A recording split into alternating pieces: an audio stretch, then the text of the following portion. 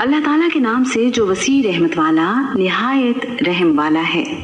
جیسے فرعون کی قوم کا اور ان سے پہلوں کا حال ہوا، جنہوں نے ہماری آیات کو جھٹلایا تو اللہ تعالیٰ نے انہیں ان کے گناہوں کے باعث پکڑ لیا، اور اللہ تعالیٰ سخت عذاب والا ہے۔ آپ ان لوگوں سے کہہ دو جنہوں نے کفر کیا، ان قریب تم مغلوب کیے جاؤ گے اور جہنم کی طرف اکٹھے کیے جاؤ گے، اور وہ بہت ہی برا ٹھکانہ ہے۔ یقیناً تمہارے لیے ان دو گروہوں میں ایک نشانی تھی جو ایک دوسرے کے مقابلے میں آئے۔ ایک گروہ اللہ تعالیٰ کی راہ میں لڑ رہا تھا اور دوسرا گروہ کافر تھا۔ وہ کھلی آنکھوں سے انہیں اپنے سے دو گنا دیکھتے تھے، اور اللہ تعالیٰ جس کو چاہتا ہے اپنی مدد سے قوت پہنچاتا ہے۔ بلا شبہ اس میں یقیناً اہل بصیرت کے لیے بڑی عبرت ہے۔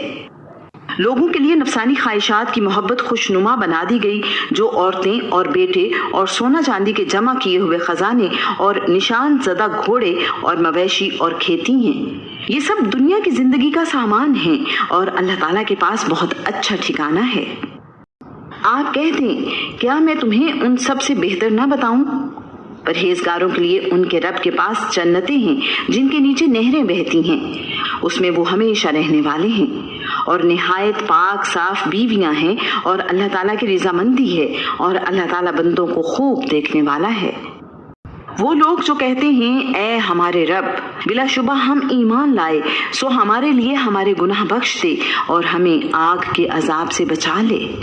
وہ صبر کرنے والے اور سچ بولنے والے اور فرما برداری کرنے والے اور خرچ کرنے والے اور سحری کے اوقات میں بخشش مانگنے والے ہیں۔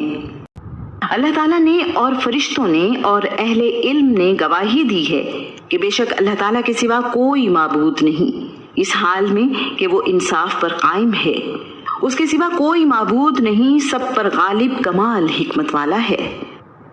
یقیناً دین اللہ تعالیٰ کے نزدیک اسلام ہے، اور جن لوگوں کو کتاب دی گئی انہوں نے اختلاف نہیں کیا مگر اس کے بعد کہ ان کے پاس علم آ چکا، آپس میں ضد کی وجہ سے، اور جو اللہ تعالیٰ کی آیات سے کفر کرتا ہے تو یقیناً اللہ تعالیٰ جلد حساب لینے والا ہے۔